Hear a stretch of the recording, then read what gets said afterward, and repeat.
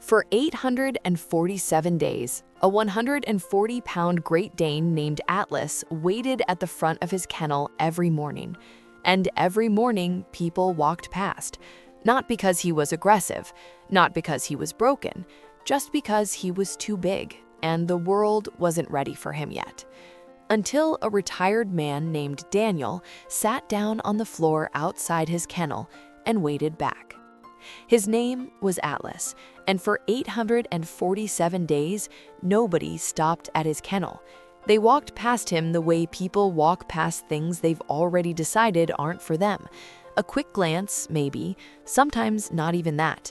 He was too big, they said, too much. A white and black spotted Great Dane who took up more space than most people were comfortable with.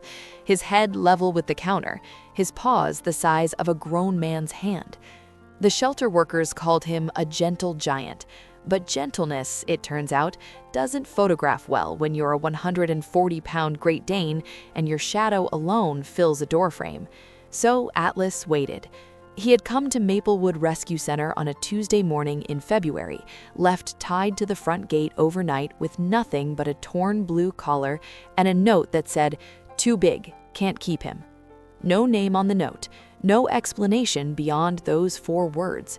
The staff took him in, gave him a kennel at the end of the hall, the large one, the one they kept for dogs that needed extra space, and waited for someone to come looking for him. Nobody came. In those first weeks, Atlas would stand at the front of his kennel every morning, ears lifted, watching the door. Each time it opened, his tail would rise slowly, hopefully. Each time a family walked past without stopping, it would lower again. Not dramatically, not with a whimper, just quietly, the way hope fades when it's been disappointed too many times. By month 3, he had stopped standing at the door.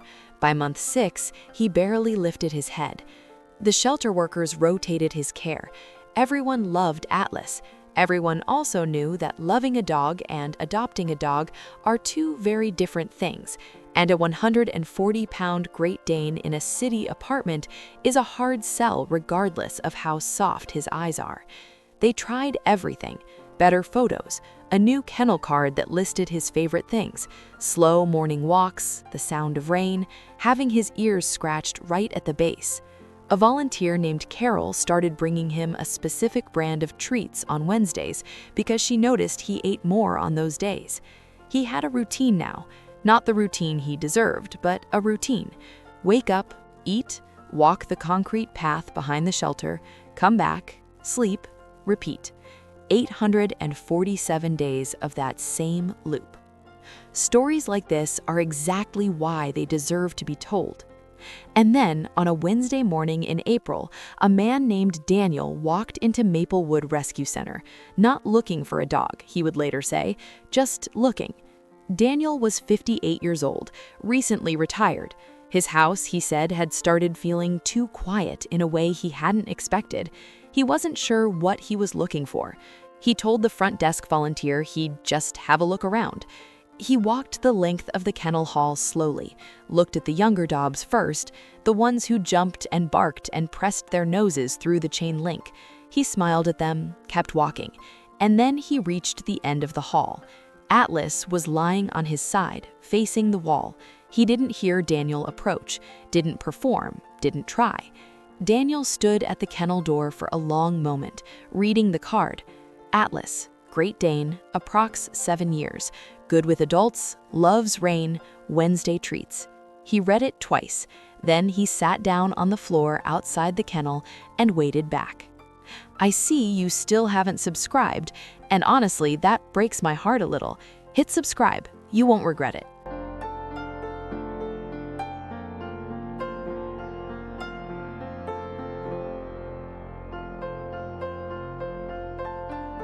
It took 11 minutes. 11 minutes before Atlas lifted his head. Another 2 before he turned over. Another 4 before he walked, slowly, carefully, as if he wasn't sure it was worth the hope, to the front of the kennel.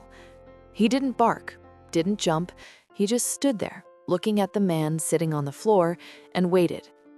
Daniel reached 2 fingers through the chain link. Atlas pressed his nose against them. "I'll take him," Daniel told the front desk volunteer 20 minutes later. The volunteer, a young woman named Priya who had cared for Atlas for most of those 847 days, had to excuse herself to the back room for a moment. The adoption paperwork took 2 hours. Priya walked Atlas out to the parking lot herself. She knelt down, held his face in both hands, and said something to him quietly. She never said what it was. Atlas got into the back seat of Daniel's car the way he did everything, slowly, carefully, with a kind of quiet dignity that seemed too large to belong to a shelter dog. Daniel drove home with the windows down. This is the kind of love that deserves to be witnessed. That first night, Atlas walked every room of Daniel's house, one by one, methodically. Living room, kitchen, hallway, the small study with the window that faces the garden.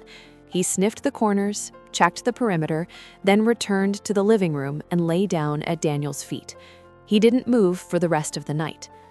There was a moment, about 3 weeks in, when Daniel had to travel overnight for a family matter. A neighbor agreed to check in. The neighbor arrived at 7 p.m. to find Atlas sitting at the front door. Not distressed, not destructive, just sitting, facing the door, ears up.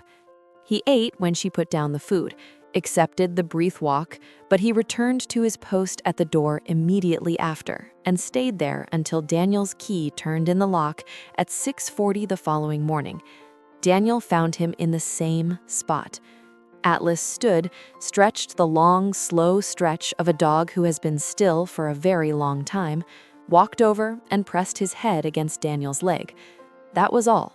No drama, no spectacle, just a dog who had learned what it meant to have someone worth waiting for. Atlas is 10 years old now. He moves a little slower these days. The black spots on his white coat have faded slightly at the edges, the way ink does when it's been loved too long. He still walks the house every night before settling, still chooses the spot closest to Daniel, still presses his nose against things, hands, door frames, window glass, as if making sure the world is still where he left it. 847 days is a long time to wait, but some things, it turns out, are worth the wait, and some dogs know this better than anyone. Some bonds don't announce themselves, they just arrive, quietly, finally, completely. Is this loyalty or is this love? Or are they the same thing? Tell me in the comments.